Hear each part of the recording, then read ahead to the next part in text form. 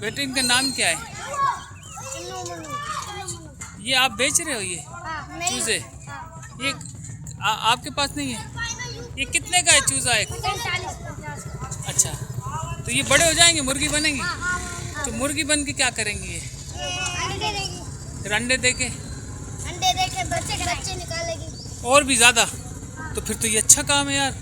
50 रुपए में आप कहाँ, यहाँ पीर के बंगले के पास आप बैठे हैं ना? बाजे वगैरह सब कुछ खिलाते हैं। बाजे वगैरह खिलाते हैं, बड़ी होगी फिर बच्चे देगी। तो इनकी खुराक क्या है भाई? ये और हम देख रहे हैं कितने कितने का दे रहे हैं आप। ये बहुत सारे हैं। ये खुराक क्या खाते हैं भाई? बाजरा। अच्छा, और क्या खाते हैं? और क्या? मक्खियाँ। तो ये बड़े हो जाते हैं फिर ये अंडे देते हैं? हाँ, इस टाइप के अंडे कहाँ से देते हैं? ओ, अबे ये कितने का लिया आपने भाई? 100 रुपए।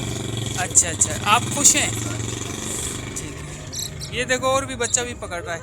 तो यार ये इसके कोई चोट ना लग जाए। गुड है, गुड गुड, वेरी गुड।